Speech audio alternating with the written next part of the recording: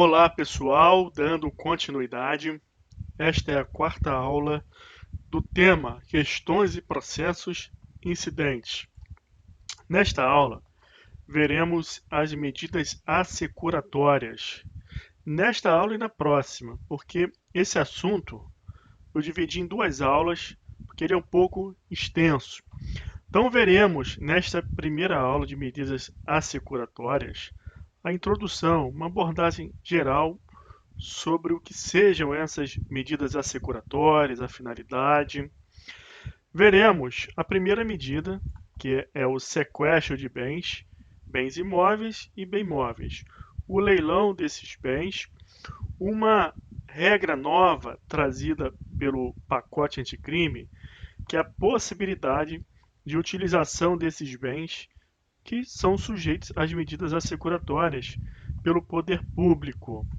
Existe uma regra similar a essa na lei de drogas, que também é uma novidade, mas é uma novidade trazida por uma legislação de julho de 2019.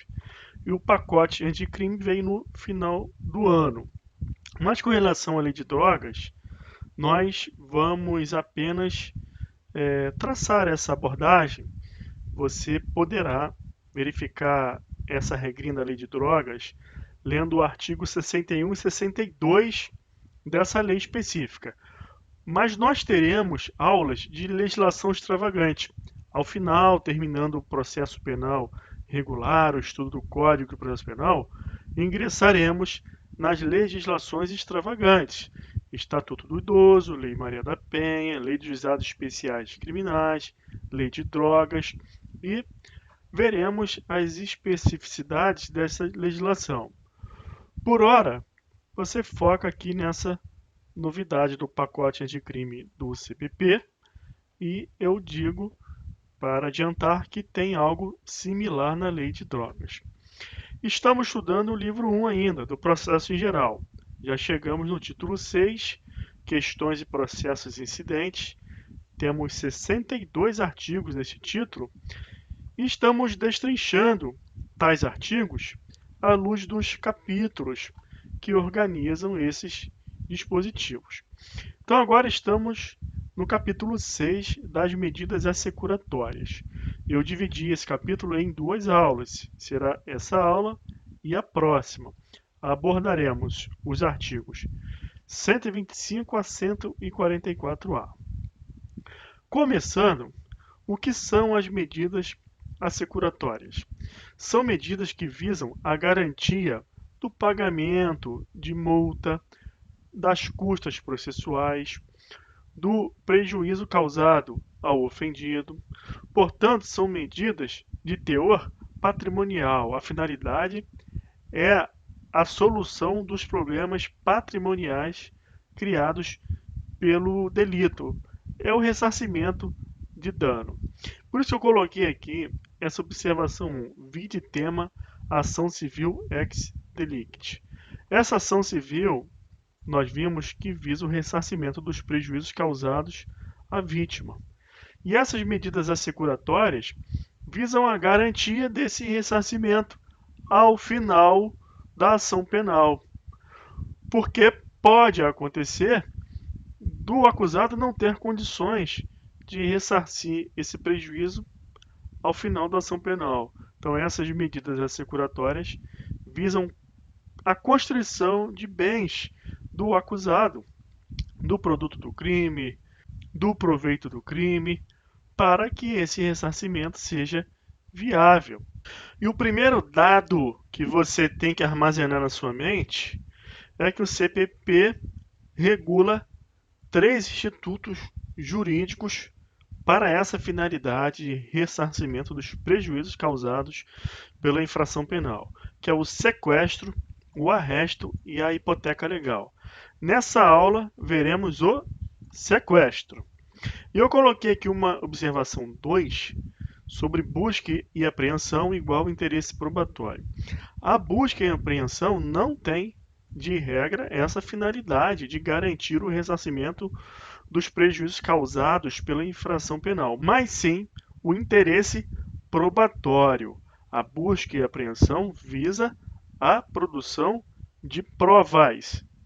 Por isso que busca e apreensão é um capítulo do título Provas do CPP, e você estuda esse instituto na aula de provas, no tema provas. Mas o que acontece? Quando você liga a televisão, você vê um noticiário, aí tá lá, Polícia Civil, Polícia Federal cumprindo mandado de busca e apreensão.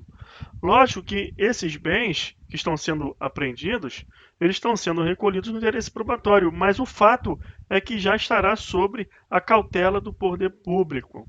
Dessa forma, vimos na aula passada que esses bens apreendidos, ao final da ação penal, eles também irão ao leilão público, na forma do artigo 133, e do produto da venda será reservado aquele valor devido à vítima, ao terceiro de boa-fé.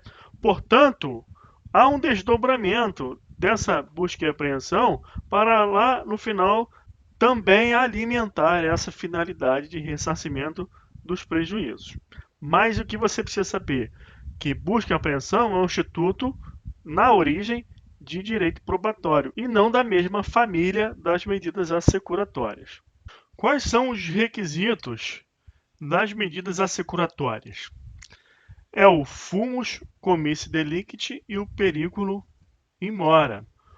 Como a ideia é a constrição de bens daquele que ainda não foi condenado por uma sentença transitada em julgado, precisa ser verificado alguns requisitos, porque ninguém é culpado senão depois de uma sentença transitada em julgado. O fumus comissi delicti é a fumaça do cometimento do delito. Lá no direito civil, no processo civil, tem o fumus boniuris para o deferimento das tutelas de urgência. A ideia aqui é a mesma, é aquela fumaça de que houve o cometimento de uma infração. Então precisa ter a prova da materialidade do delito e indícios de autoria. E isso acontece das formas mais variadas possíveis. O periculo in mora é justamente o perigo na demora. Se acontecer de o patrimônio do acusado ser totalmente dissipado ao longo da ação penal, haja vista que um dos efeitos da sentença penal condenatória, conforme artigo 91 lá do CP, é a obrigação de reparar o prejuízo, o perdimento de bens, etc., logicamente que estaremos diante de uma norma jurídica sem efetividade. O Código Penal, no artigo 91, será um exemplo de uma legislação simbólica, porque traz uma hipótese subjetiva, um efeito natural da sentença penal condenatória que não se consegue fazer valer na prática. Por isso, as medidas assecuratórias têm tanta importância. Portanto, o periculo in mora está íncito à ideia de medidas assecuratórias. Então, o primeiro instituto que veremos é o sequestro. Veremos o sequestro de bens imóveis, tratado no artigo 125. Caberá o sequestro dos bens imóveis adquiridos pelo indiciado com os proventos da infração, ainda que já tenham sido transferidos a terceiro. Como é uma medida que visa a garantia, logicamente que cabe medida securatória na fase de inquérito policial, por isso que ele usa aqui o termo indiciado. E se cabe na fase pré-processual, na fase administrativa, logicamente que cabe durante o processo. Então aqui você vai ler indiciado ou acusado, réu. Agora, o detalhe importante é que o sequestro de bens imóveis só é cabível se esse bem foi adquirido com os proventos da infração. E outro detalhe importantíssimo é que ainda se já foram transferidos a terceiros. Então precisa fazer a prova de que esse bem imóvel foi adquirido com os proventos da infração. A acusação, o assistente da acusação, o ofendido, se for reduzir a termo um pedido, um requerimento de sequestro de bens imóveis, precisa fazer a prova de que foi adquirido com proventos da infração. E essa prova é uma prova indiciária, é o fumus comissi delicti. Precisa ter indícios de que foi adquirido com o proveito da infração. Pois bem, logicamente que não é prova plena de que foi adquirido com proveito da infração, não é isso que o CPP quer. Logicamente, é assim, a prova indiciária, porque ainda não tem a sentença penal condenatória. Então, por óbvio que não tem como o CPP fazer essa exigência. Tanto é assim que após o sequestro desse bem imóvel, havendo embargos de terceiro ou do próprio acusado, suscitando que esse bem não foi adquirido com os proventos da infração, esse embargo só será julgado ao final, após a sentença no processo principal, justamente porque ainda não se tem um desfecho pleno se houve a infração penal e, logicamente, por consequência, se o bem indicado foi adquirido com os proventos dessa possível infração penal.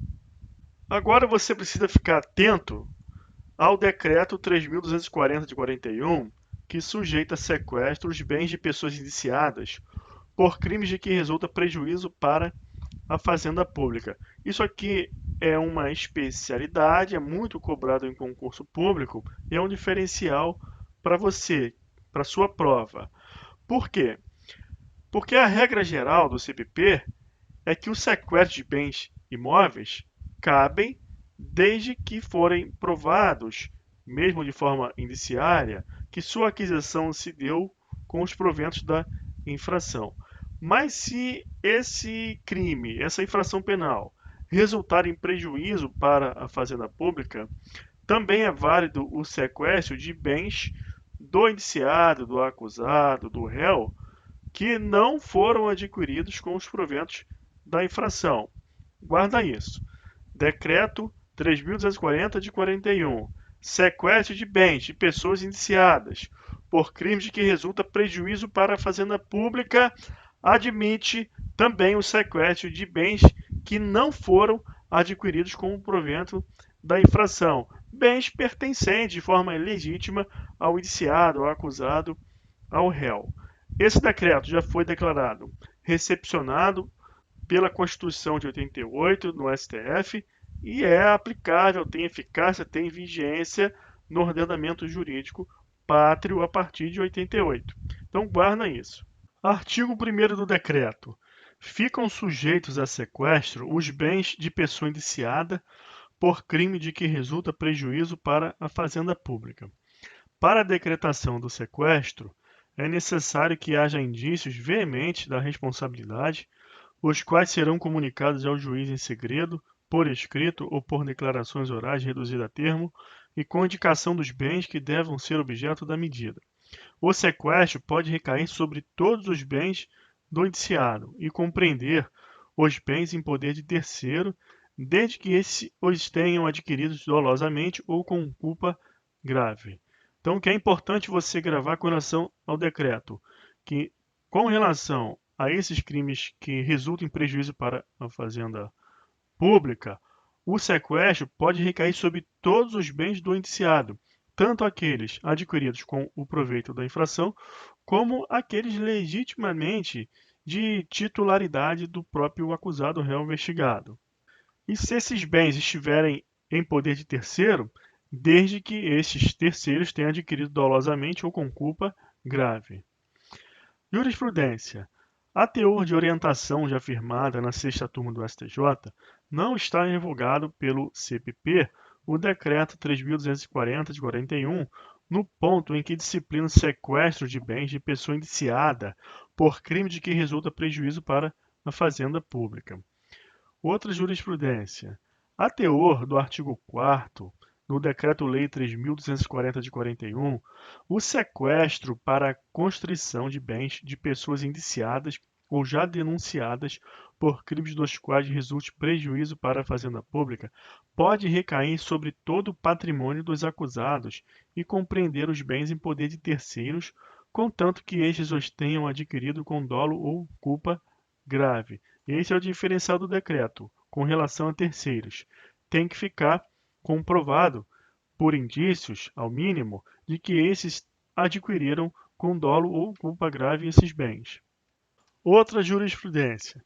O Ministério Público ofereceu denúncia em desfavor do ora recorrente, porquanto este, na qualidade de sócio administrador da empresa Toplast Indústria e Artefatos de Plásticos, estabelecida na comarca de Joinville, deixou de efetuar no prazo legal o recolhimento de R$ 114.475,99 a título de ICMS cobrado dos consumidores.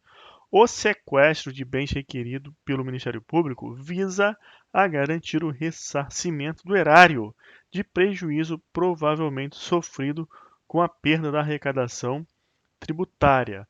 E, nesse caso, tal sequestro pode recair sobre quaisquer bens do denunciado, nos termos do Decreto 3.240, de 41. Artigo 126.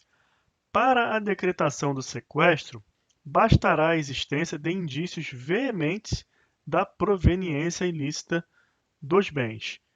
O sequestro, portanto, está ligado à proveniência ilícita dos bens. E como eu reiterei para vocês, o processo principal ainda estará em curso. O sequestro é uma medida assecuratória. Portanto, estamos trabalhando com indícios. Tem indícios veementes, indícios fortes dessa proveniência ilícita? Cabe o sequestro ressalvar a hipótese do Decreto 3.240 com relação à Fazenda Pública. Indícios é um meio de prova. O próprio CPP traz no capítulo 10 do título das provas que estudaremos, no artigo 239, a definição de indício. Indício é a circunstância conhecida e provada que, tendo relação com o fato, autorize por indução concluir-se a existência de outra ou outras circunstâncias.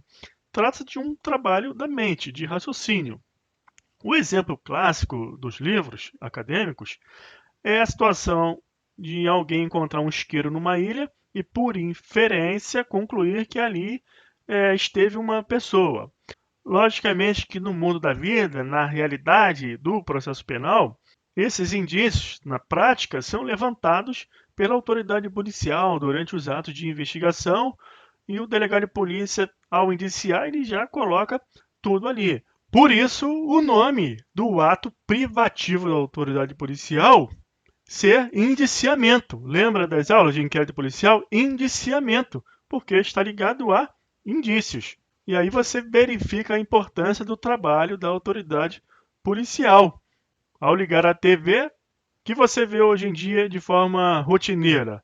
É a Polícia Federal trabalhando diuturnamente nesses casos emblemáticos envolvendo o dinheiro público, autoridades públicas, e der certo que o indício é a chave, é o fundamental com relação ao direito probatório. Dificilmente você vai conseguir retratar, refazer com uma peça de teatro tudo aquilo exatamente como aconteceu. Então, o indício é uma ferramenta básica das provas do direito probatório, por meio do qual esse desvelamento da verdade dos fatos ele vai acontecendo, vai se tornando ostensivo, exposto, a ponto de conduzir o juiz a uma convicção de que realmente aqueles fatos aconteceram, de forma a embasar uma sentença penal condenatória, concluindo também pelo acerto do deferimento da medida securatória pleiteada no curso do processo.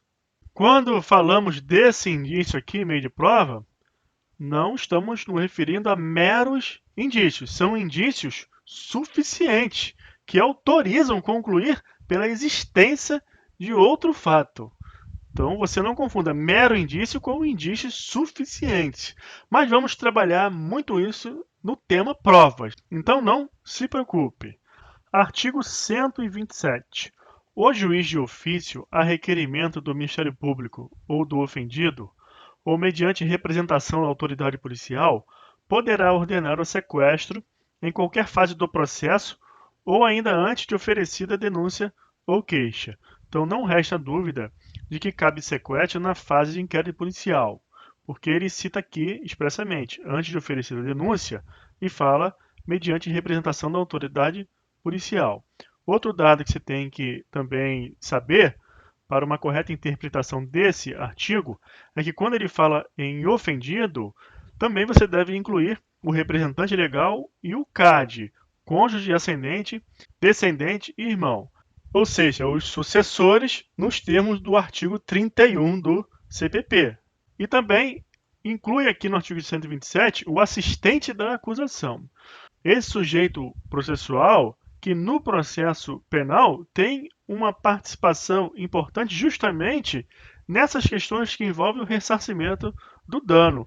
Pode-se dizer na prática que um papel principal desse sujeito processual é com relação às medidas afetas ao ressarcimento do dano. O assistente da acusação, ele é mais capaz de fazer prova com relação àqueles bens, essa parte mais de direito privado, que envolve o processo penal, a consequência do crime. E o Ministério Público vai atuar com relação àquele aspecto penal, criminal. Isso eu estou falando na prática. Por óbvio, quando estudarmos o papel do assistente da acusação, você nem vai ver esse papel dele aqui de ressarcimento do dano no dispositivo que trata desse sujeito. Mas ele pode sim fazer o requerimento de sequestro e na prática ele atua principalmente nessa tarefa afeta a garantir o ressarcimento do dano. Mas vamos estudar esse sujeito processual no momento oportuno e você vai ver que nos termos da lei o seu espaço de atuação é maior que isso. Realizado o sequestro, o juiz ordenará a sua inscrição no registro de imóveis. Isso é uma regra basilar de direito imobiliário, vamos colocar nesses termos. Porque, com relação a imóveis, o que torna público todos os acontecimentos com relação a esse tipo de bem é o assentamento do RGI. Então, se o juiz ele ordena a inscrição no registro de imóveis, é para dar publicidade a essa construção. Imóvel, RGI, é de ordem lógica. Senão, aquele que vai adquirir o imóvel, ele não fica sabendo que existe uma construção. Então, ele poderá alegar o que depois? Boa-fé na aquisição. Ele não vai ficar pesquisando aí processo penal para saber se tem algum problema com aquela pessoa envolvendo aquele imóvel. O RGI, ele serve para dar publicidade. Por isso que a pessoa vai adquirir um imóvel, qual é a primeira coisa que faz? Tira uma certidão de ônus reais lá no cartório onde está matriculado esse imóvel. O que tiver ali é o que vale, o que não está ali, aí não tem como a pessoa saber. E qual a consequência, portanto, desse registro? O adquirente não vai poder mais alegar que é um terceiro de boa-fé. Se adquiriu esse imóvel sabendo da construção, porque está registrado, aí não tem como alegar mais boa-fé. Artigo 129.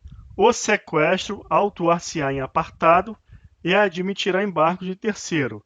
Guarda isso aqui, pessoal. Autos apartados. Logicamente, para evitar o tumulto processual nos autos principais. Sequestro de bens imóveis. Cabe embargo de terceiro. A pessoa pode ingressar com embargo de terceiro, alegando que não tem nada a ver com aquilo. O sequestro pode recair sobre o imóvel errado por confusão, ou pode recair sobre o próprio imóvel, mas o adquirente é de boa-fé. Então, gera um processamento, gera um embargo de terceiro, e isso pode tumultuar o processo principal. Por isso, ele tem que ser autuado em apartado.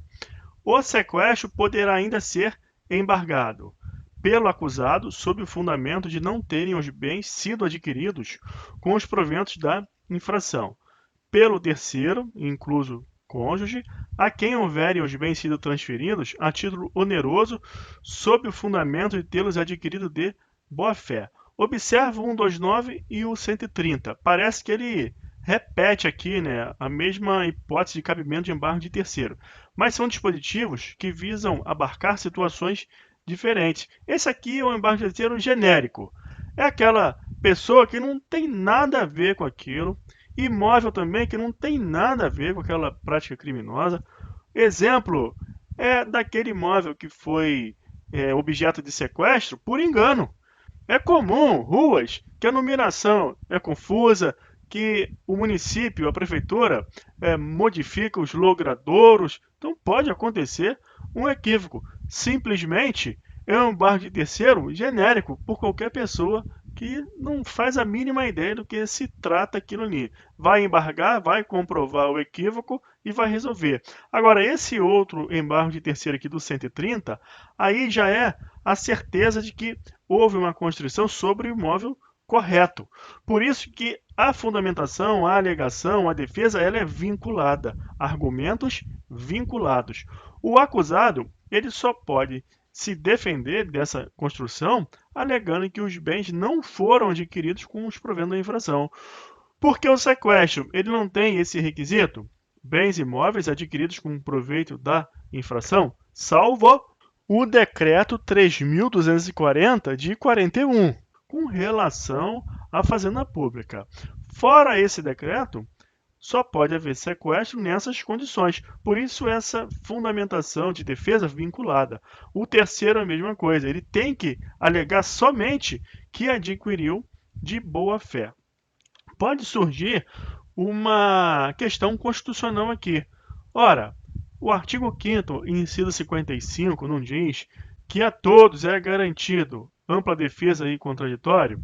E esse dispositivo aqui, no entanto, está limitando a fundamentação. Mas observa que tem um 129 que é aberto, ele é genérico, mas são outras alegações.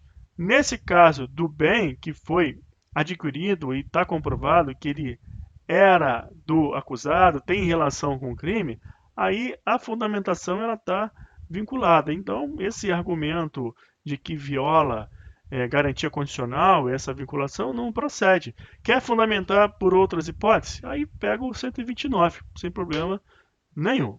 E por que aqui está incluso o cônjuge? Porque nós estamos falando de imóveis. Então você tem que lembrar que bens imóveis precisa ter autorização, ou outorga uxória, ou outorga marital, para poder ser alienados. Esse termo, outorga uxória, ele vem do Código Civil de 16, porque lá, naquela época, havia aquela diferença entre homem e mulher. Então se falava em outorga uxória, que é a autorização dada pela mulher ao marido, e outorga marital, a autorização dada pelo marido à mulher para a alienação de bens imóveis. Mas hoje em dia é a autorização anuência do cônjuge para a venda de bens imóveis. Por isso que aqui cabe o embargo de terceiro oferecido pelo cônjuge também.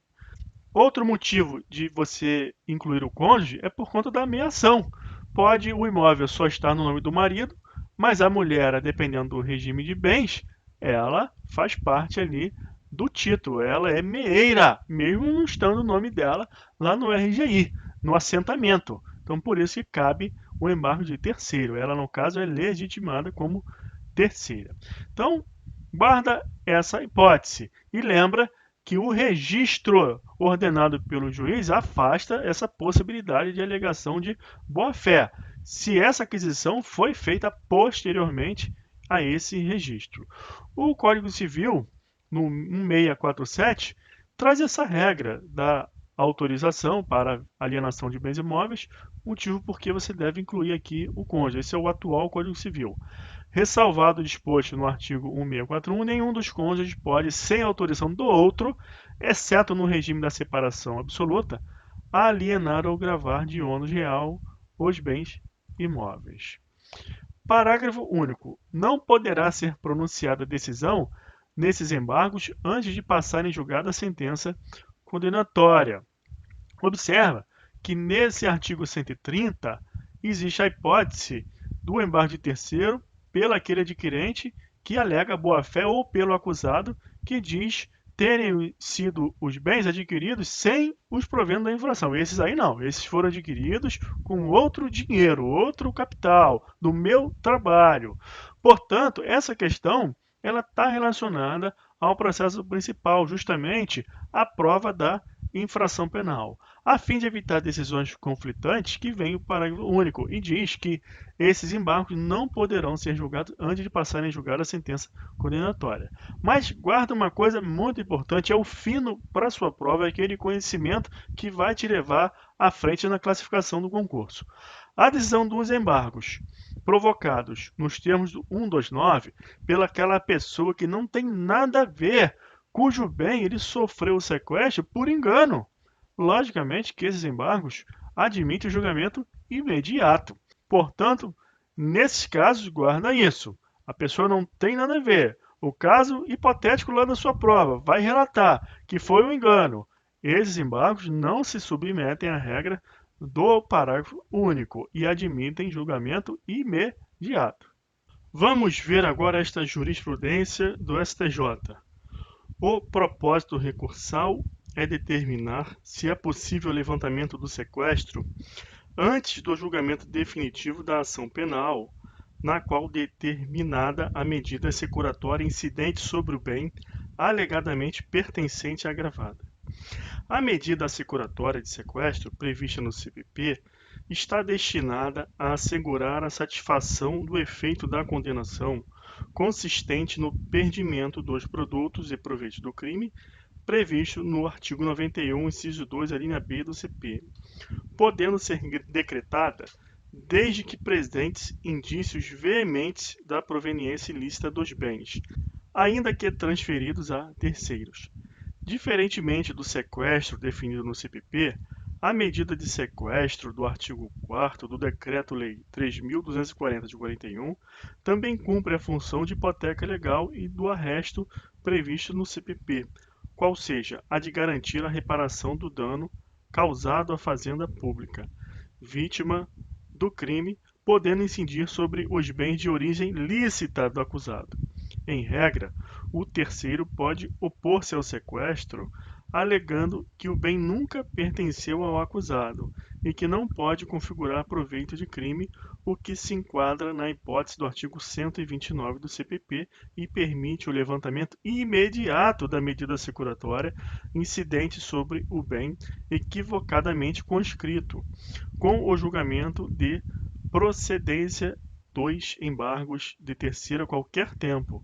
Na hipótese de o terceiro alegar que, apesar de o bem ter sido pertencido ao suspeito, ao acusado e poder configurar proveito do crime, foi adquirido a título oneroso de boa-fé, ou quando se tratar do sequestro do artigo 4º do Decreto-Lei 3.240/41, que o bem não foi adquirido do suspeito ou acusado dolosamente ou com culpa grave.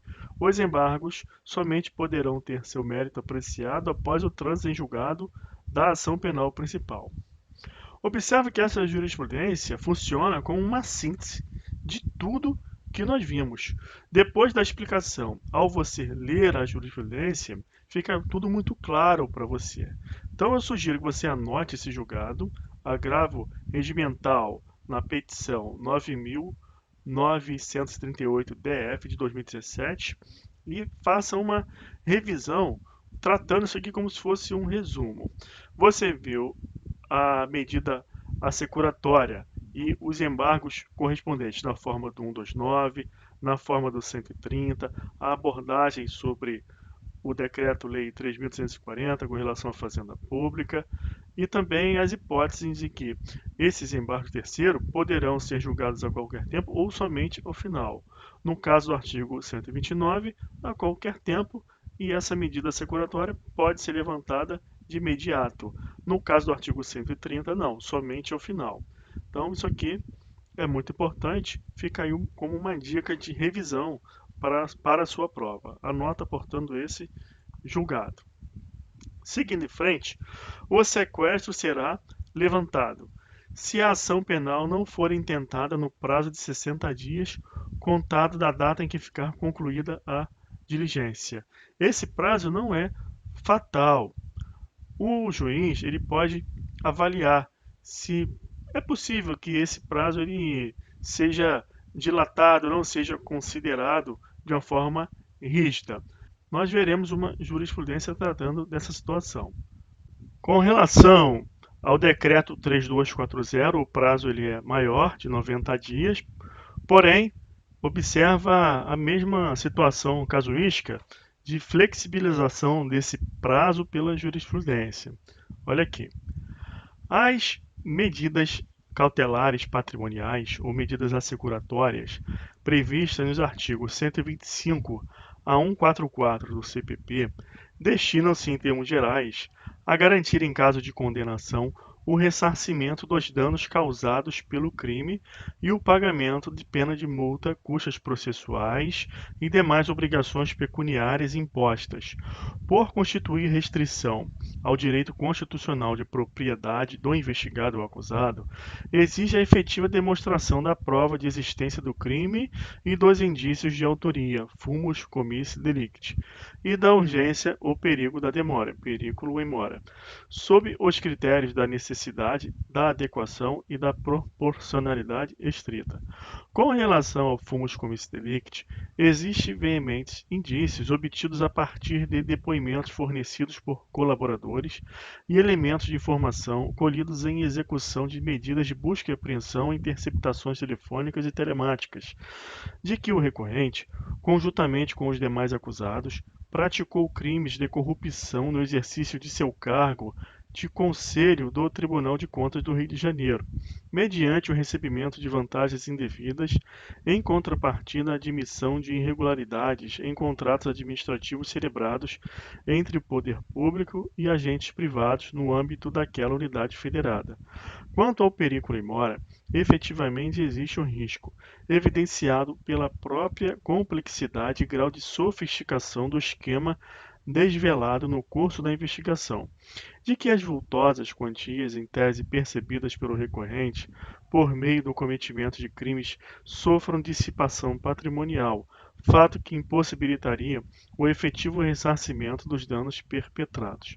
Os salários e as remunerações são impenhoráveis nos termos do artigo 833, inciso 4 do CPC. Semelhante inviolabilidade funda-se, por certo, na necessidade de resguardar a dignidade do devedor e do acusado submetido à medida constritiva, mediante a preservação do mínimo existencial para a sua família.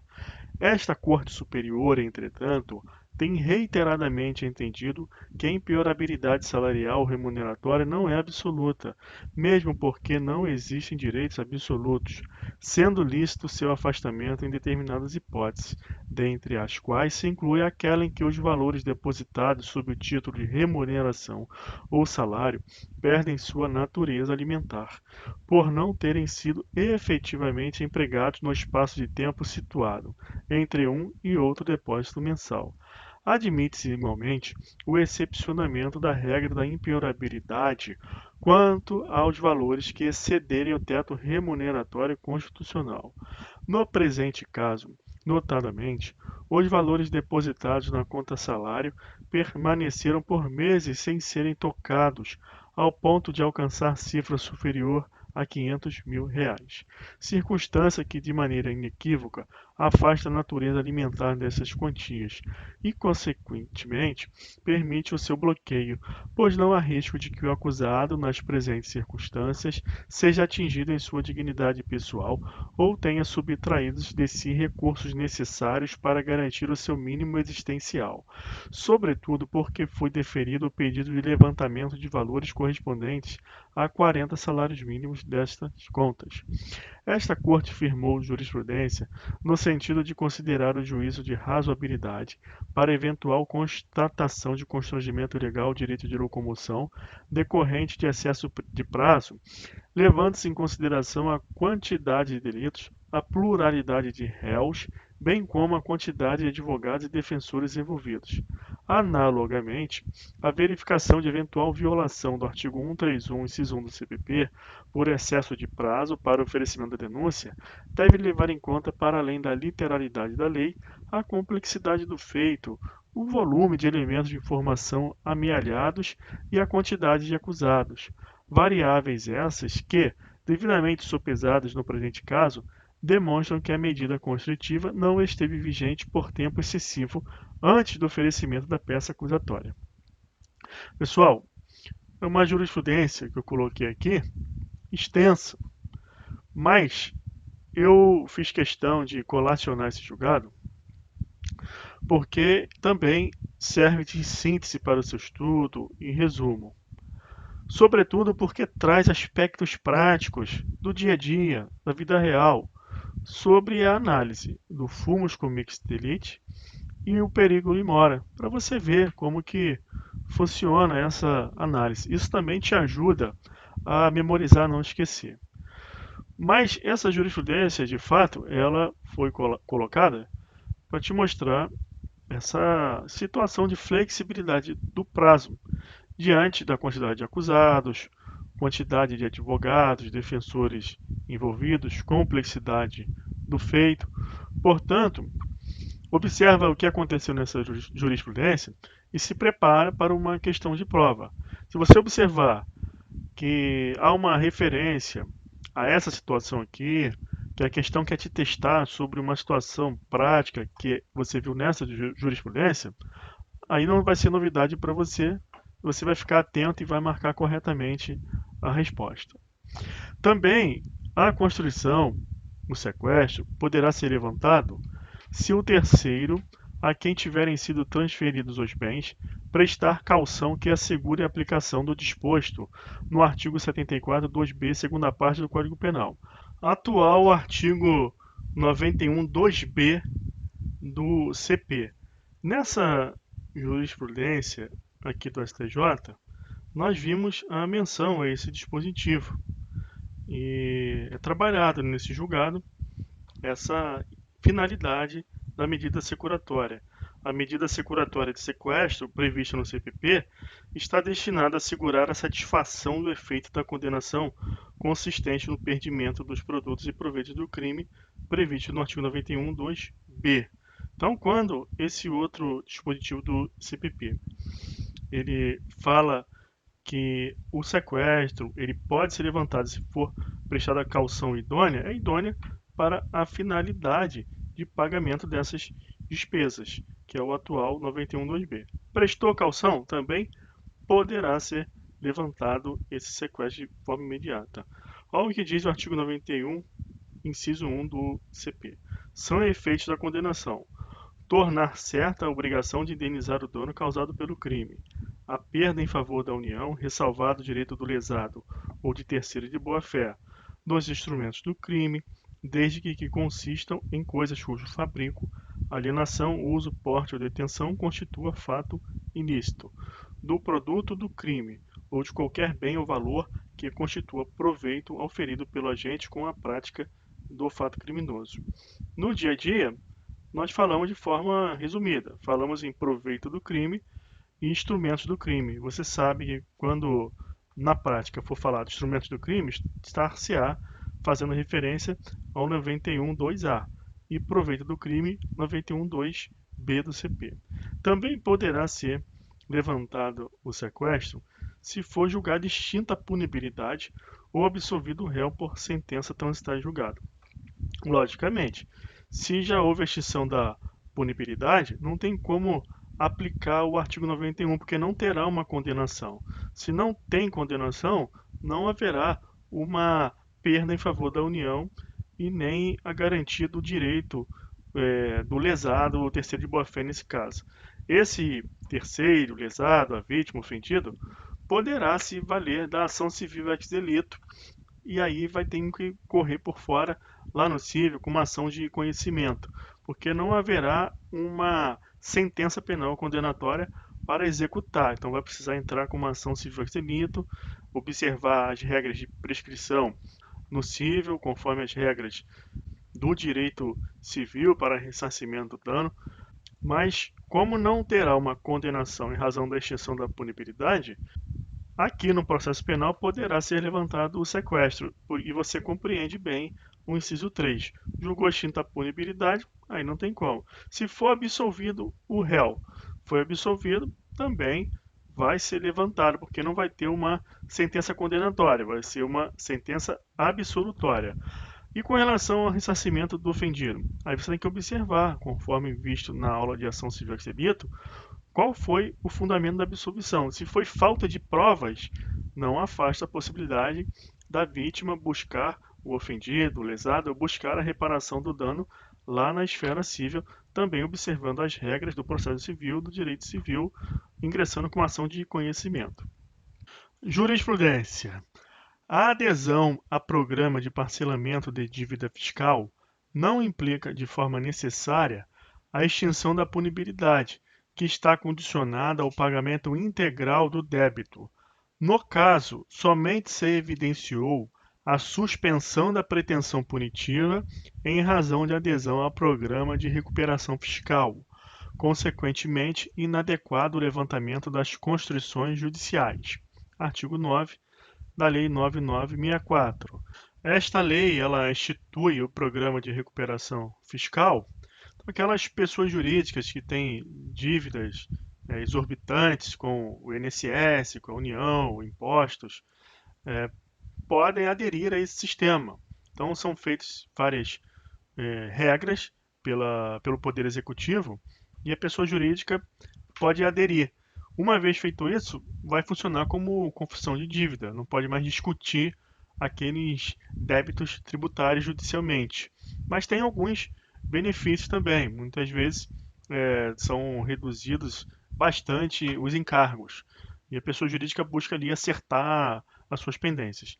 Mas quando esses débitos eles são originários de práticas criminosas, aí envolve o processo penal. Envolveu o processo penal, se esse administrador dessa pessoa jurídica for lá e aderir ao refis, apenas está fazendo um parcelamento. E esse parcelamento, ele somente suspende a pretensão punitiva, isso se for feito antes do ajuizamento da ação penal, antes da denúncia. Porque se for feito depois, aí não adianta mais.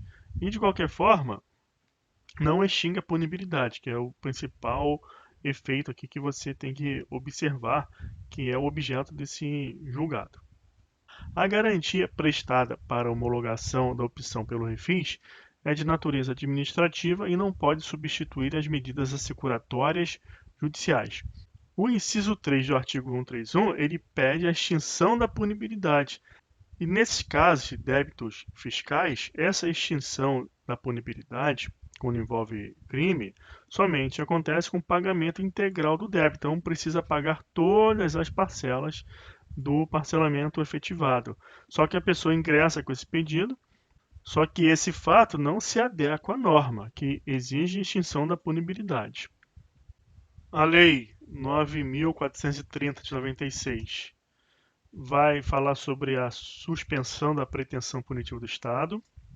É suspensa a pretensão punitiva do Estado referente aos crimes previstos no caput durante o período em que a pessoa física ou a pessoa jurídica relacionada com o agente dos aludidos crimes estiver incluída no parcelamento, desde que o pedido de parcelamento tenha sido formalizado antes do recebimento da denúncia criminal. Vamos ver agora sequestro de bens móveis. Você tem que saber que o sequestro também pode recair sobre bens móveis. Como os bens são móveis, ele já pode estar sob a tutela do poder público quando for objeto de uma eventual busca e apreensão. Por isso que o artigo 132 ele fala: proceder-se-á ao sequestro dos bens móveis se, verificadas as condições previstas no artigo 126, não for cabível a medida regulada no capítulo 11 do título 7. Aqui é o capítulo e o título que irão tratar da busca e apreensão. Só que você tem que saber que, na origem, a busca e apreensão tem a finalidade probatória e o sequestro garantia dos prejuízos, ressarcimento de dano, pagamento de pena de multa, custos processuais. Só que se esses bens móveis já foram objeto de busca e apreensão, aí não há necessidade do sequestro, porque ao final o que acontece com os bens apreendidos? Eles também serão objeto de leilão público na forma do artigo 133, conforme vimos na aula passada. Olha o que é o leilão público. Nós vimos na aula passada que houve uma atualização do artigo 133 por meio do pacote anticrime. Então, o que aconteceu agora aqui? Não tem mais prazo. Transitada em julgada a sentença condenatória, o juiz de ofício, tem que saber que o juiz pode fazer isso de ofício, ou a requerimento do interessado ou do Ministério Público, determinará a avaliação e venda dos bens em leilão público cujo perdimento tenha sido decretado. Então, houve uma condenação. Qual é o efeito da condenação? Artigo 91, inciso 2 do CP. Perdimento dos bens. E se os bens foram esses objeto de busca e apreensão, Transitado em julgado, sem prazo, não tem mais o prazo de 90 dias, leilão público. Do dinheiro apurado será recolhido aos cofres públicos o que não couber ao lesado ou terceiro de boa-fé. O valor apurado deverá ser recolhido ao Fundo Penitenciário Nacional, exceto se houver previsão diversa em lei especial. Cair uma pergunta dessa aqui é uma maldade na prova, porque literalmente é uma decoreba aí para sua prova. Então dá uma lida, dá outra lida, vai tateando aí o CPP para evitar errar esse tipo de questão, que você precisa saber que o valor apurado será recolhido ao Fundo Penitenciário Nacional, exceto se houver previsão diversa em especial pacote anticrime. Outra novidade trazida pelo pacote anticrime é essa utilização dos bens sujeitos às medidas assecuratórias pelo poder público. Na lei de drogas tem uma regra semelhante, eu falei no início da aula. Veio numa atualização legislativa do meio do ano. Essa aqui do pacote anticrime é do final do ano, de 2019. Mas lá, na aula de legislação extravagante, veremos as peculiaridades da lei de drogas. Artigo 133-A, o novo, do CPP. O juiz poderá autorizar, constatado o interesse público, a utilização de bem sequestrado, apreendido ou sujeito a qualquer medida securatória pelos órgãos de segurança pública previstos no artigo 144 da CF. Esse artigo da CF traz o rol das polícias e da novidade, a polícia penal, que eu mostrei para vocês. Novo status do agente penitenciário, do sistema prisional, do sistema socioeducativo, da Força Nacional de Segurança Pública e do Instituto Geral de Perícia para o desempenho de suas atividades. O órgão de segurança pública participante das ações de investigação ou repressão da infração penal que ensejou a construção do bem terá prioridade na sua utilização. Veja que são regras, você precisa memorizar. Existe um pano de fundo lógico aqui? Até tem. Se o órgão de segurança pública participou das ações, tem prioridade na utilização. Então há uma lógica, uma justiça em dar prioridade a esse órgão. Mas não esquece, são regras que você precisa memorizar. Se você não leu essa regra, não vai acertar a questão da prova. Lembra aquela diferença que eu mostrei entre regras e princípios. Os princípios você consegue trabalhar mais o entendimento e evita até que você precise memorizar. Cai um problema na sua prova, você desvenda ele e resolve raciocinando com base nos princípios. Agora, a regra não, precisa memorizar a regra. Senão você não vai conhecê-la e não vai acertar, não vai saber o que aplicar durante o exercício profissional ou durante a resolução da prova do seu concurso. Fora das hipóteses anteriores, demonstrado o interesse público, o juiz poderá autorizar o uso do bem pelos demais órgãos públicos. Se o bem a que se refere o caput deste artigo for veículo, embarcação ou aeronave, o juiz ordenará à autoridade de trânsito ou órgão de registro e controle da expedição de certificado provisório de registro e licenciamento em favor do órgão público beneficiário, o qual estará isento do pagamento de multas, encargos e tributos anteriores à disponibilização do bem para a sua utilização, que deverão ser cobrados do seu responsável. Então também é uma regra, você tem que memorizar, tem lógica aqui? Tem. Então precisa o órgão responsável pelo registro lançar lá o que está acontecendo naquele bem para que ele possa circular. E com relação aos encargos em tributos incidentes, mas que gravem o bem anteriores à disponibilização, aí tem que cobrar do responsável. Posteriormente, vai pagar quem está usando o bem. Transitar em julgado a sentença penal condenatória com a decretação de perdimento dos bens, ressalvado o direito do lesado ou terceiro de boa-fé, o juiz poderá determinar a transferência definitiva da propriedade do órgão público beneficiário ao qual foi custodiado o bem. Também é uma regra prática, porque antes dessa regra trazida pelo pacote anticrime, o bem seria vendido em leilão com recolhimento do valor apurado aos cofres públicos. Agora não, há já mais uma praticidade. O bem já foi transferido para uso, está funcionando bem, está sendo útil, transfere o bem sem necessidade de venda para aquele órgão ao qual foi custodiado. Então é isso, pessoal. Chegamos ao fim dessa aula.